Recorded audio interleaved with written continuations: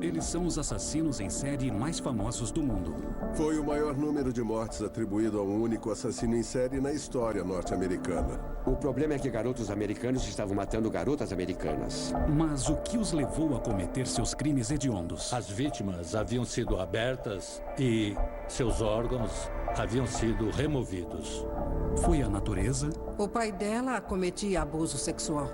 Ele foi o homem mais demente que conheci na vida. Ou foi algo cultivado? O pai, então, quebrou os dedos da mãe, um por um, na frente dos filhos.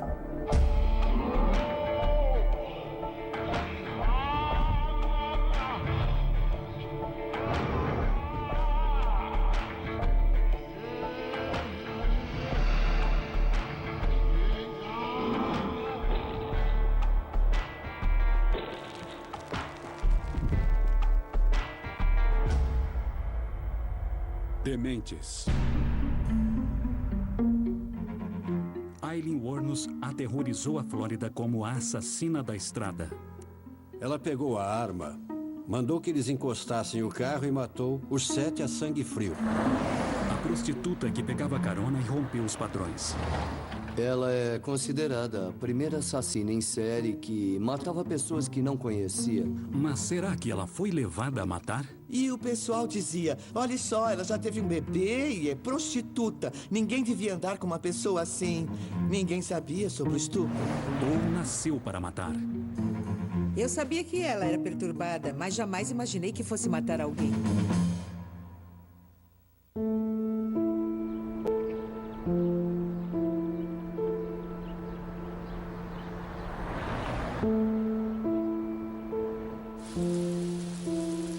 Aileen Wuornos nasceu em 29 de fevereiro de 1956. E foi abandonada pela mãe ainda bebê.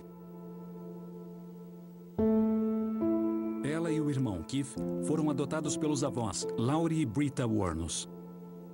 Os irmãos cresceram acreditando que os avós eram seus verdadeiros pais. Os irmãos pensavam que os avós eram seus verdadeiros pais. E que a mãe deles, Diane, era uma irmã e não sua mãe biológica. Isso colocou as crianças, digamos assim, à sombra de uma mentira. E em algum momento eles acabariam descobrindo a verdade. Aileen não conheceu o pai. Leo Pittman era criminoso e pedófilo, condenado pelo estupro de uma menina de 7 anos e suspeito de um homicídio infantil. Ela não conheceu o pai biológico. O pai verdadeiro de Aileen Wuornos era um pedófilo condenado. E isso nos leva a fazer várias perguntas, como, por exemplo, será que havia algum tipo de predisposição genética ali que levou Aileen Wuornos a fazer o que fez?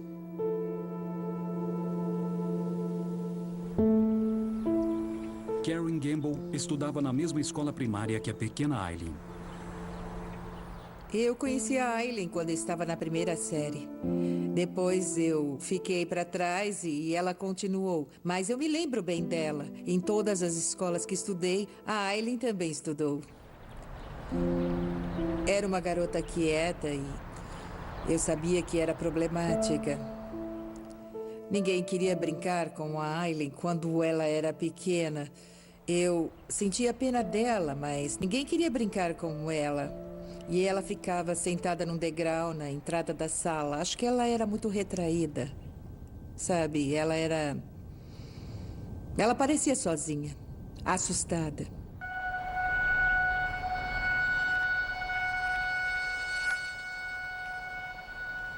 A vida de Aileen não era nada convencional. Ela gostava da avó Britta, mas Laurie Wuornos era alcoólatra e extremamente rígido. Aileen sofria frequentemente nas mãos do homem que ela pensava ser seu pai. Eu acho que o avô era muito autoritário com ela. Ele era mau, um homem muito mau. O Laurie mantinha a família na rédea curta. A esposa dele também era alcoólatra. O alcoolismo era presente em toda a família. Era algo que eles faziam praticamente todos os dias. No dia a dia, o regime que ele impôs era quase militar. Era uma coisa bem cruel. As surras eram frequentes e eram feitas de forma ritualística.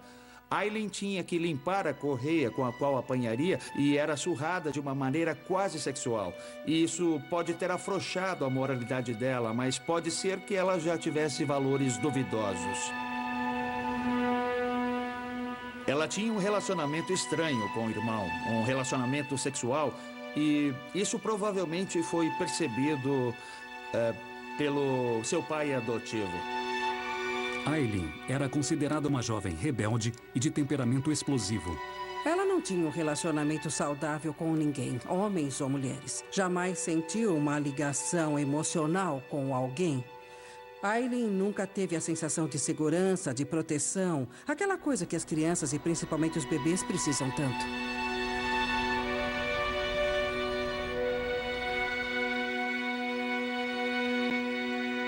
O relacionamento dela com o irmão era claramente anormal, mas eles eram muito unidos.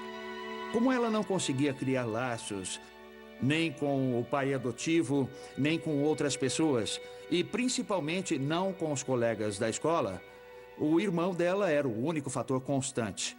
Então ela tinha uma pessoa na vida em quem podia confiar, e tendo uma personalidade limítrofe, com humor instável, ela tinha uma necessidade desesperada de ter alguém com quem pudesse contar.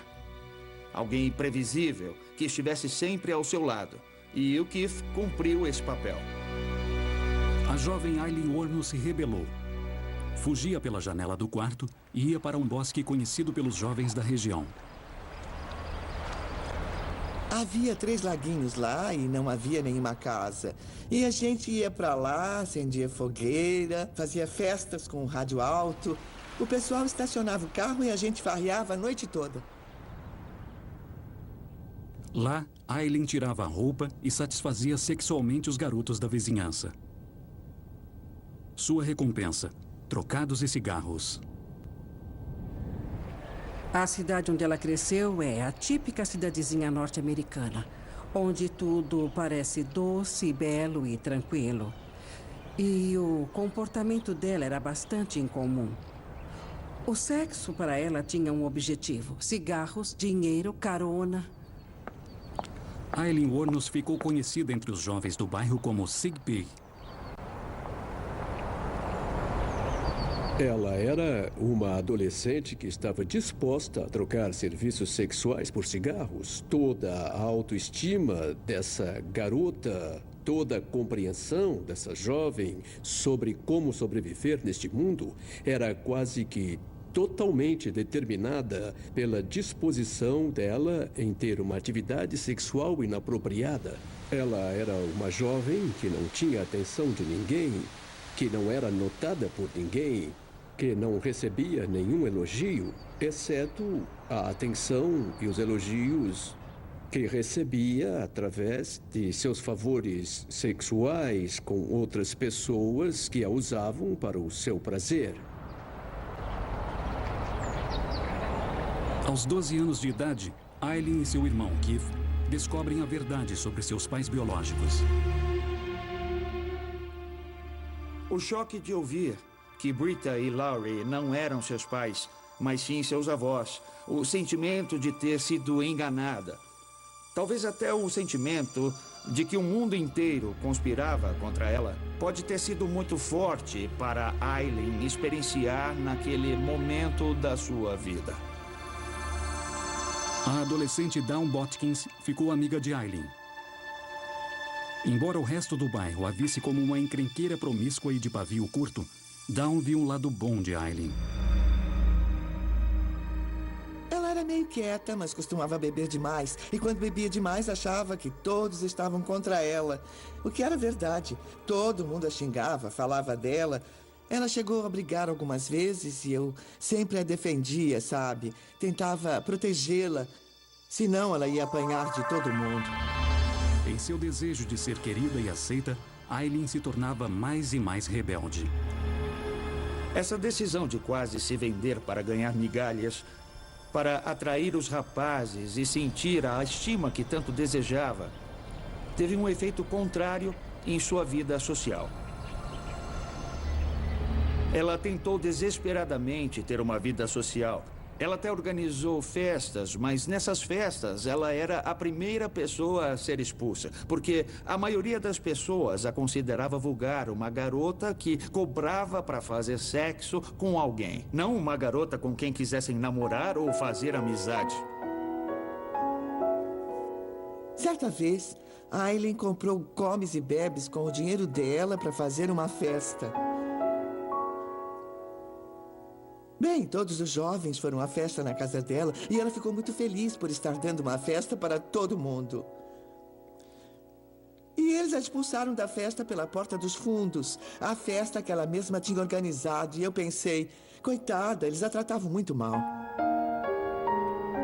Aileen estava indo mal na escola e frequentemente fugia de casa, dormia ao relento ou pegava carona. A prostituição virou a regra. O que eu considero importante frisar é a sua socialização inadequada enquanto criança e, principalmente, a venda de serviços sexuais a partir dos 10 anos de idade. Isso a colocou numa trajetória muito difícil de ser revertida na melhor das circunstâncias. E mais ainda, nas circunstâncias em que ela foi criada. Mas a infância problemática de Aileen estava prestes a ficar bem pior. A futura assassina em série Aileen Wuornos teve uma infância nada convencional.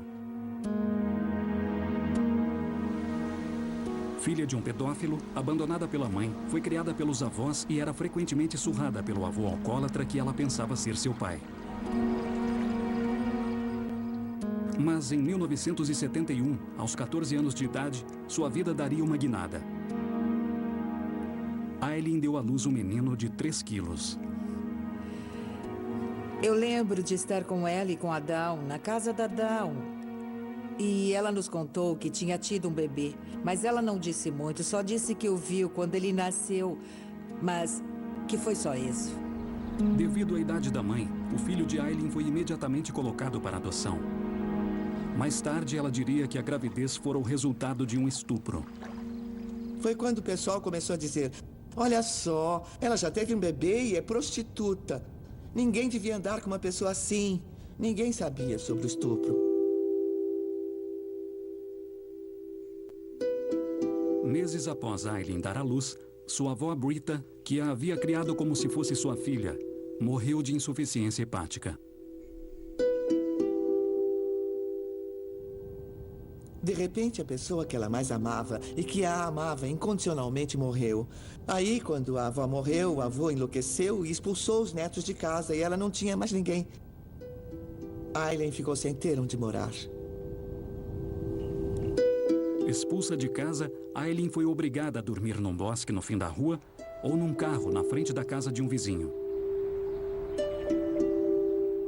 Ela ia ao posto de gasolina do bairro para lavar o cabelo e escovar os dentes.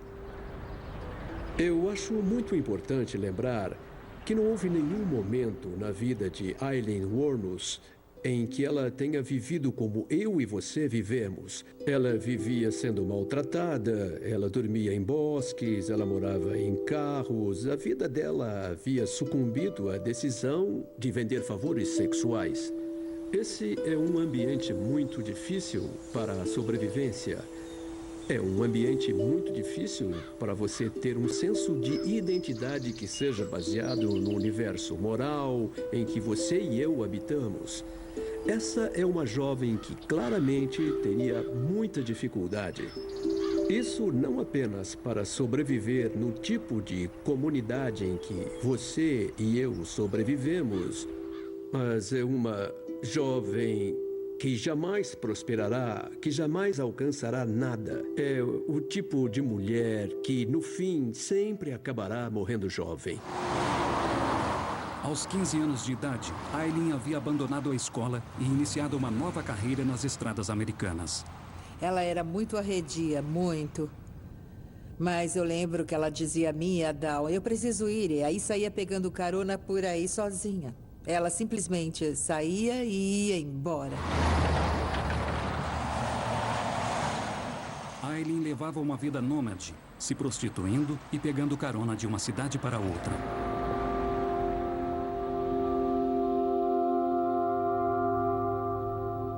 ela encontrou uma espécie de felicidade no meio de uma gangue de motoqueiros beberrões e arruaceiros no Colorado.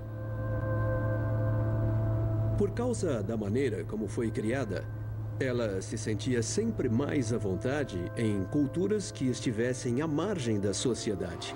Ela gostava de viver de forma precária, dormindo no carro e andando com gangues de motoqueiros. Isso permitia que ela fugisse de uma história na comunidade em que ela havia crescido e onde era chamada de vadia do cigarro.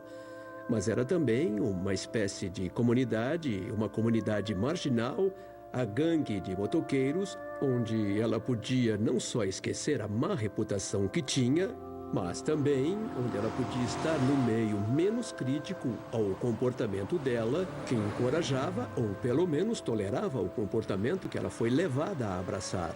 O que, para muitas pessoas, é uma experiência de viver no limite. Isso acabou sendo a totalidade da existência dela.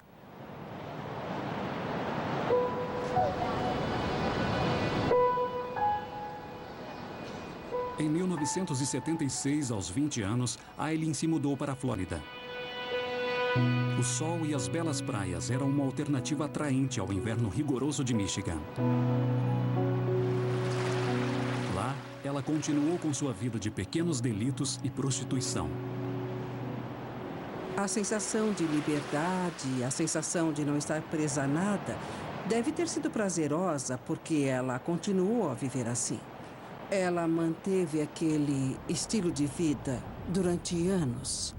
Então, obviamente, ela achava atraente o fato de não ter amarras, o fato de não ter responsabilidades. Pode ter sido uma fonte de prazer para ela. Em julho de 1976, Aileen recebeu a notícia de que seu irmão Keith havia morrido de câncer de garganta. Apesar de Aileen e Keith terem se separado geograficamente, ele se manteve leal a ela. O Keith estava no hospital morrendo de câncer na garganta e um dia eu fui visitá-lo. Embora eu fosse casada, eu disse ao meu marido, eu preciso ir visitá-lo, levar cigarros, chocolate, essas coisas. Aí teve um enterro e a Aileen apareceu de repente. Eu disse, por onde você andou no último ano? O seu irmão estava muito doente. Ela nem sabia que ele estava doente. Aileen vivia à margem da sociedade na Flórida. Uma vida caótica de grandes bebedeiras, entrecortadas por acessos do seu agora famoso temperamento explosivo e violento. Seja pela prostituição, pela ameaça, seja pelo roubo, ela tinha um histórico de furtar lojas e, frequentemente, sua natureza volátil e agressiva se transformava em violência como uma maneira de escapar, uma válvula de escape de uma situação. Infelizmente, tudo se tornaria mais sério. Ela ficou mais ambiciosa, escolheu alvos maiores e acabou tendo problemas com a lei. Por volta de 1 da tarde do dia 20 de maio de 1981, Aileen, com 25 anos, passaria dos pequenos furtos para o assalto à mão armada. Embriagada, ela pegou um revólver calibre 22, entrou numa loja de conveniência, rendeu o balconista e exigiu dinheiro. Ela foi detida pela polícia e passou 3 anos na cadeia. A prisão foi uma espécie de aprendizado, porque aí ela se misturou a todo tipo de criminosas, entendeu como eram cometidos os crimes. O jeito caótico dela cometer delitos era bem menos organizado. Ela sabia se defender com força, com seu temperamento explosivo e suas oscilações de humor. Mas ela provavelmente também encontrava consolo entre as outras mulheres e talvez tenha percebido que sua sexualidade não era 100% heterossexual. Em 1983, aos 27 anos, Aileen foi libertada e rapidamente voltou à sua vida de crimes, caronas e bebedeiras. Desde a infância, ela foi progressivamente se envolvendo com álcool e drogas, até chegar ao uso abusivo. Isso se tornou, digamos, o que estimulava diariamente o seu comportamento, virou seu sustento. E, frequentemente, o alimento para o vício era a moeda corrente nos atos da prostituição. Ela passava a maior parte do tempo bêbada e envolvida com pessoas novas. Provavelmente viu aí uma forma de interagir, de fazer com que as pessoas lhe pagassem bebidas para que os dois ficassem bêbados e ela tivesse sua dose diária. Mas até o final da década, os crimes de Aileen incluiriam um assassinato. Nos anos 80, a futura assassina em série Aileen Wuornos havia se prostituído durante mais de uma década e já havia cumprido pena por assalto à mão armada.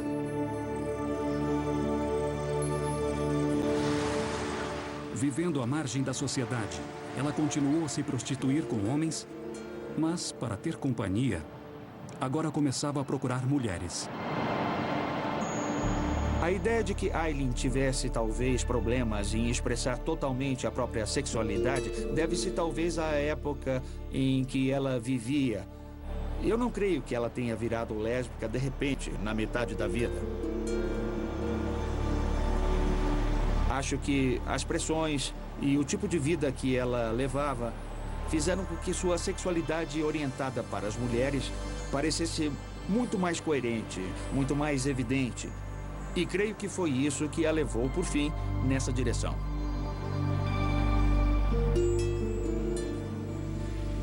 Na primavera de 1986, Aileen, agora chamada de Lee, conheceu Tyra Moore, uma camareira de hotel de 24 anos. Foi amor à primeira vista. Na pessoa de Tyra Moore, ela achou alguém menos ameaçador, alguém que oferecia estabilidade. Sem aquela coisa de eu quero sexo agora e eu vou lhe dar algo em troca. A experiência quebrou o modelo pelo qual ela sempre interagiu com as pessoas. E, em certo sentido, ela ansiava por ter alguém com quem compartilhar sua existência. Existe a tentação de ver o relacionamento que ela formou com Tyra Moore como um relacionamento lésbico aceitável que traria uma estrutura formal à vida de Aileen.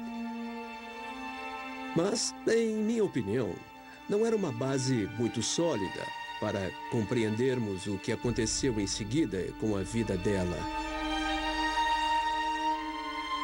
Desde o começo, não creio que ela tivesse estrutura psicológica para formar qualquer tipo de relacionamento. Ela era uma pessoa que não sabia como expressar afeição, como expressar amor, como dar e receber, como lidar diariamente com outro ser humano da maneira como eu ou você fazemos. Uma das principais características de uma pessoa com personalidade limítrofe é um senso de identidade um tanto vago. Elas precisam de alguém e, quando encontram essa pessoa, se agarram de forma ciumenta e possessiva, de uma forma bastante obsessiva. Aileen e Tyra tornaram-se inseparáveis. Moravam juntas, bebiam juntas e se dedicavam ao passatempo predileto de Aileen: praticar tiro no meio do mato. O relacionamento foi dominado pela força da personalidade de Aileen. Embora Tyra fosse muito mais consistente para manter um emprego e viver de forma relativamente normal, ela foi convencida e atraída pelo estilo de vida mais livre de Aileen. Eu também vejo um complicador porque elas normalizaram comportamentos inaceitáveis naquele relacionamento. No final dos anos 80, Aileen e Tyra estavam morando no humilde motel Fairview, em Daytona.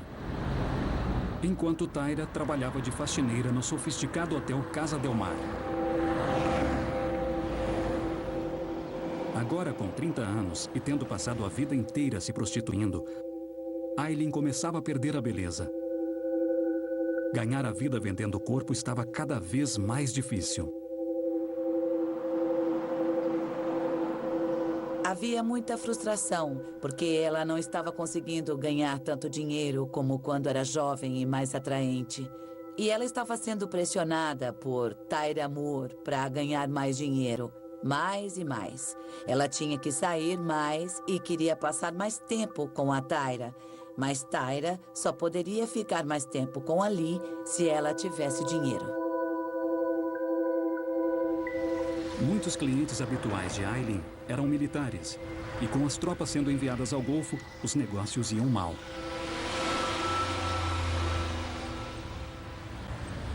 Eu acho que havia uma grande frustração e acho que, em vez de descontar na única pessoa que ela considerava como uma parente, ela começou a descontar nos caras com quem ela saía.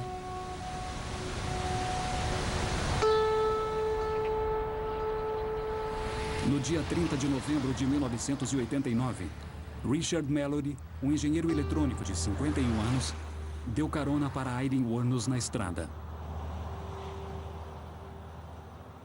A forma mais comum que ela usava para abordar os homens era bebendo com eles, se oferecendo como prostituta, pegando o máximo de dinheiro que ela conseguisse. Talvez até roubando algo de valor e sendo agressiva, mas naquele ponto ela também já começou a andar armada.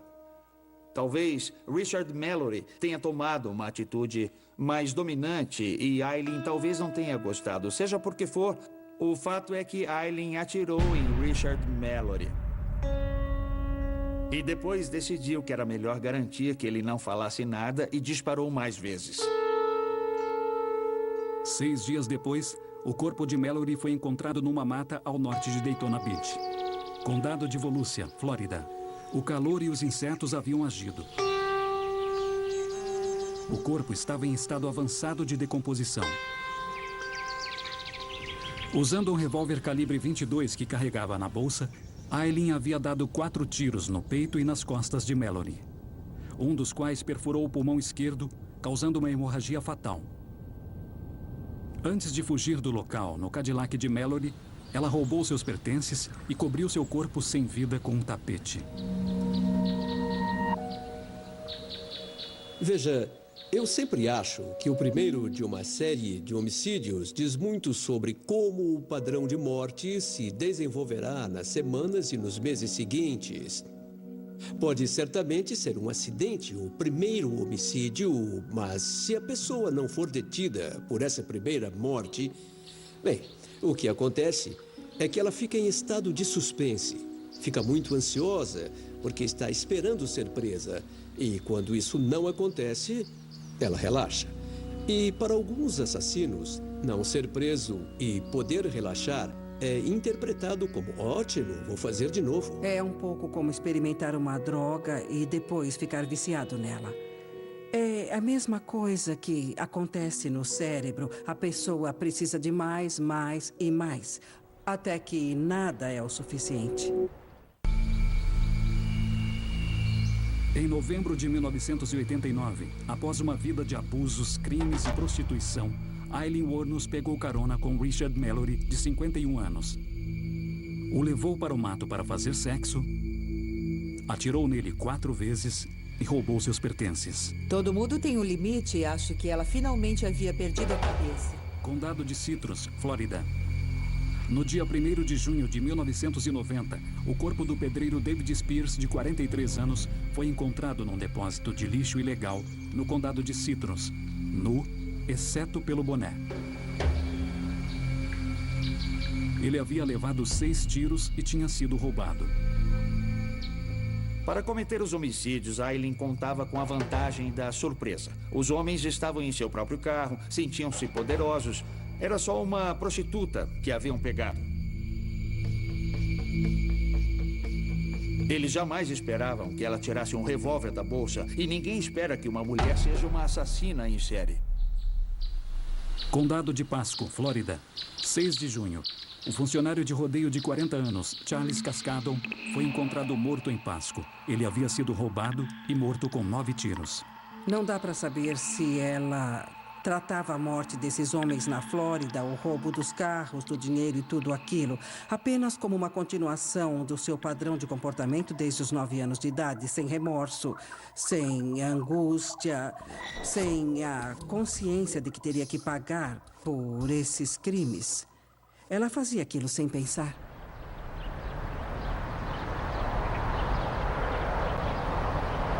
O corpo de Peter Symes, um missionário de 65 anos, jamais foi encontrado. Mas o carro dele foi. Condado de Marion, Flórida. No dia 4 de julho de 1990, 2 mulheres foram vistas abandonando o veículo após saírem da pista e baterem perto de Orange Springs. Eram homens que viajavam pelas rodovias e atalhos da Flórida Central, pelas regiões rurais. Eram sempre homens mais velhos, na faixa dos 50 ou 60 anos, que se sentiam solitários e estavam desesperados para ter a companhia de uma mulher. Os 4 homicídios deixaram a polícia perplexa. Quando os acontecimentos não são dispersos, quando ocorrem numa mesma comunidade, é bem mais fácil concluir que se trata de um assassino em série. Nesse caso, os corpos estavam espalhados num raio de 160 quilômetros. Assassinos em série, às vezes, operam dessa forma. Eles não matam na região onde moram, eles viajam 2 horas, 4 horas ou viajam no fim de semana para matar alguém e depois voltam. E nesse caso, foi assim. Encontramos o primeiro corpo em Daytona Beach, mas não sabíamos que se tratava de uma assassina em série até que reunimos as informações.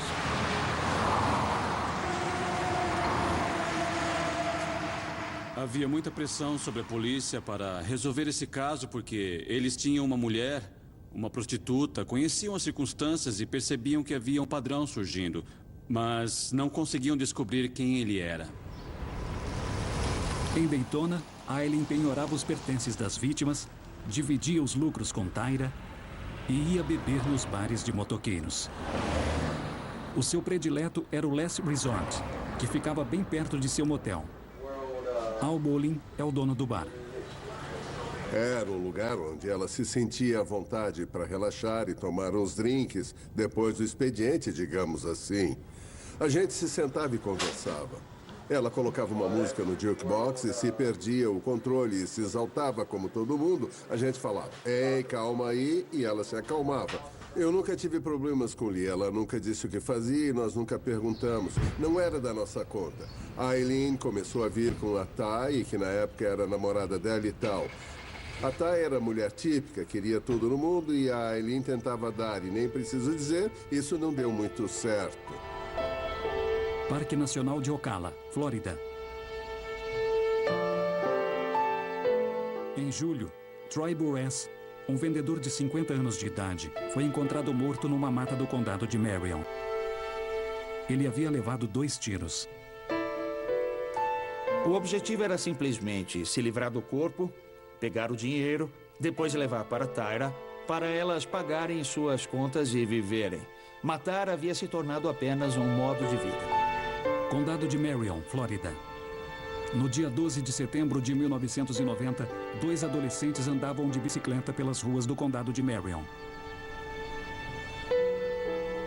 Fazia 32 graus e havia chovido.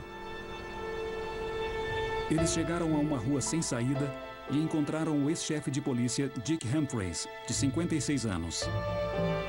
Ele estava morto, com 6 perfurações a bala na cabeça e no tronco.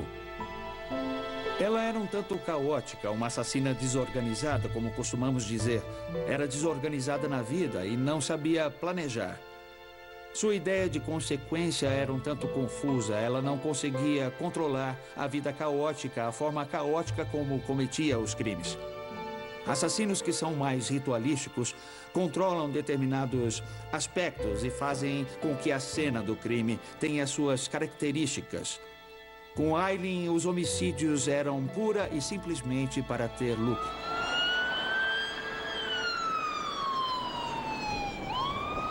Condado de Dixie, Flórida. Em novembro, o corpo do policial da reserva, Geno Antônio, de 62 anos, foi encontrado no condado de Dixie.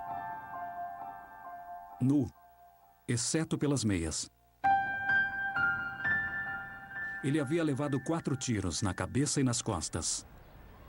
Várias delegacias estavam trabalhando em conjunto e a investigação começou a se concentrar no carro de propriedade de Peter Symes, que havia sido abandonado em julho após um acidente.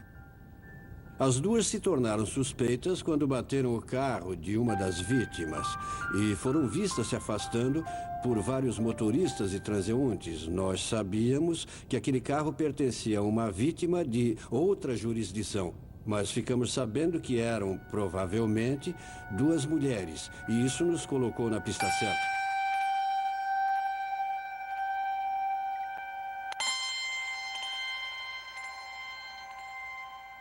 Com o cerco se fechando, Aileen pegou a arma usada nos crimes e a jogou de uma ponte em Rose Bay.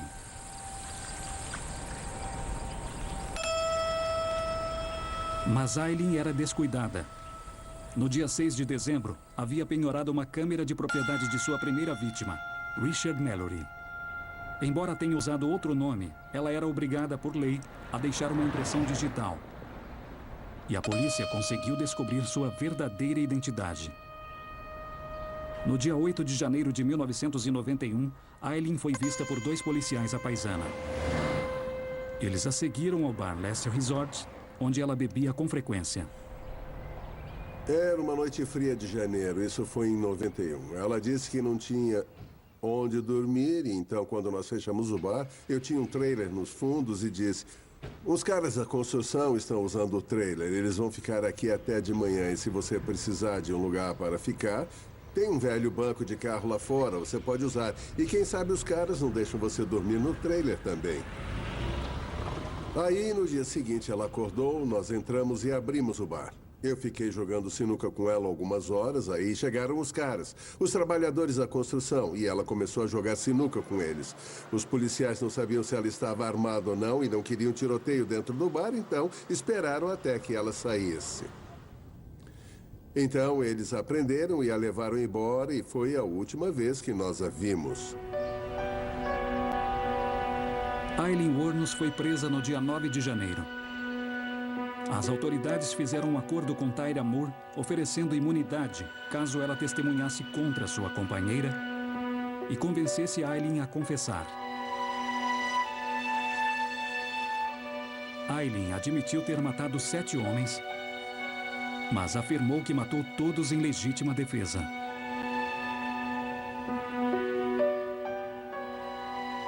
Após Aileen ser presa, ela afirmou que os homens a haviam estuprado. E é perfeitamente possível que ela tenha sido estuprada no passado. Mas isso me parece coincidência demais, todas as vítimas dela terem tentado violentá-la. Isso foi inventado entre a prisão e o julgamento.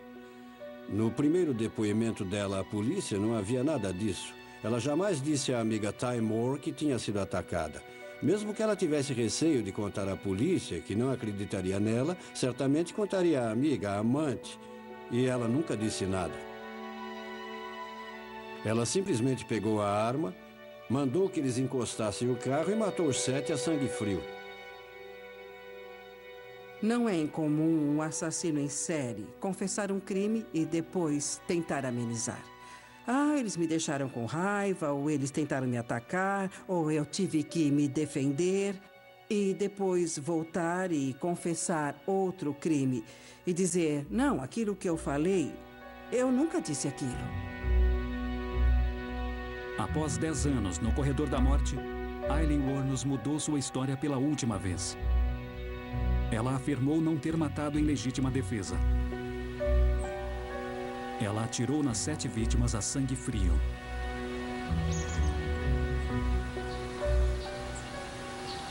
Ela é considerada a primeira assassina em série que matava pessoas que não conhecia. Em seu último depoimento, ela disse que se fosse solta, ela voltaria a matar. Que se fosse solta no pátio da prisão, mataria alguém porque não gostava de gente. Eu acho que a Aileen tinha uma doença mental, porque, por um lado, ela disse que tinha sido tudo em legítima defesa. Por outro, se vocês me soltarem, eu vou matar de novo. E aquilo de os tiras sabiam que eu estava matando e me deixaram continuar, porque já tinha vendido os direitos da história para Hollywood, então... Eu acho que mais perto do fim ela queria mesmo morrer, tanto que abriu mão das apelações, e foi o que chamamos de voluntário.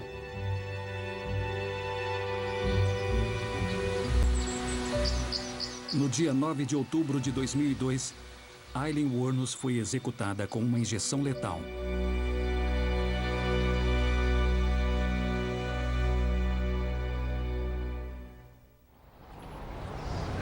Então, será que Aileen Wuornos, filha de um pedófilo condenado, nasceu para matar?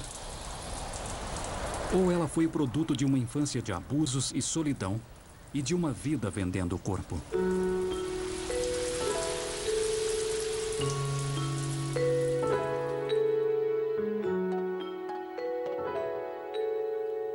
Aileen foi criada por um homem que ela pensava ser o pai, mas que descobriu ser o avô. O pai biológico dela se enforcou na prisão. O irmão Keith, que morreu tragicamente em 1976, é suspeito de tê-la estuprado na infância. E eu acho que quando ela começou a andar pelas estradas e ruas da Flórida em 91... àquela altura, ela já estava decidida. Chamá-la de maligna? Eu sou mais propenso a acreditar que ela foi um produto do meio e das circunstâncias que, em determinado ponto, fizeram acontecer tudo isso.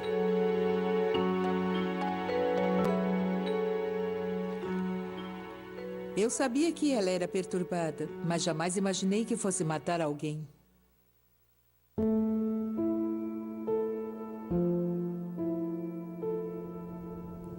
A Aileen era diferente. Ela pode ter nascido para matar, mas também o ambiente agiu de forma tão devastadora sobre ela que a combinação das duas coisas só poderia acabar levando àquelas mortes.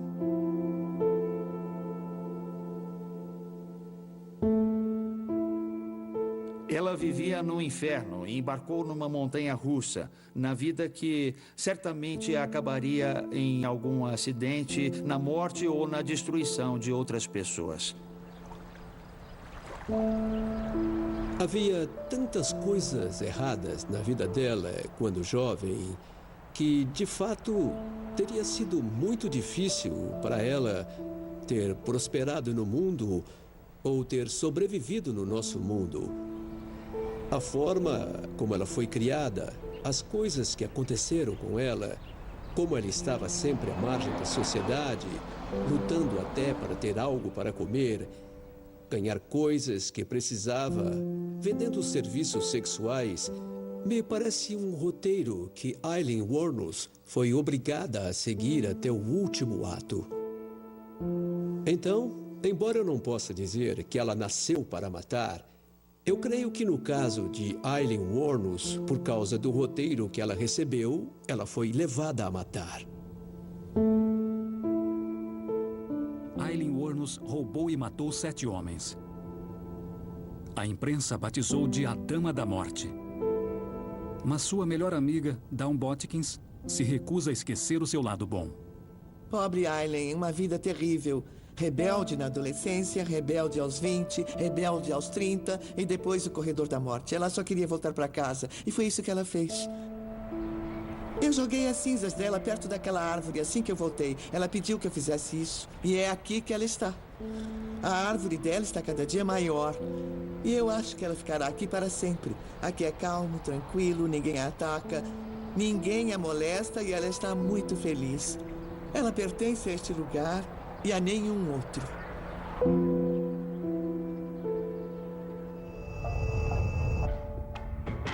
Versão brasileira, Tempo Filmes, São Paulo.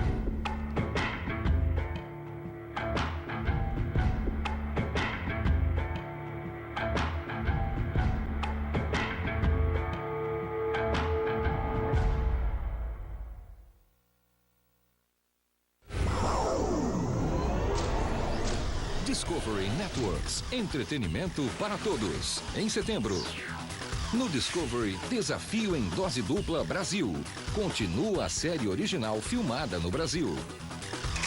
No Investigação Discovery, conheça as trágicas histórias reais que inspiraram Hollywood no especial Crimes de Cinema. No Animal Planet, somos produto da nossa natureza ou da nossa criação, criadas por animais. Em setembro, só no Animal Planet. No Discovery Kids, lugar de arte é fora de casa. Veja na nova série Mr. Maker, Pé na Estrada. No Discovery Home and Health, pais e filhos não querem saber de limites nas festinhas de arromba. Nova série. No Travel Living Channel, só um expert pode ajudar esses bares em decadência a dar a volta por cima. Bar Rescue. Discovery Networks. programa tem histórias reais e dramatizações. Recomenda-se discernimento ao espectador. Em Lancaster, Califórnia, uma adolescente cruel cria um terrível plano de assassinato. E depois, em Reno, Nevada, um milionário com um segredo sórdido entra em um surto de matança. A ira é um estado emocional de estar excessivamente agitado e irritado.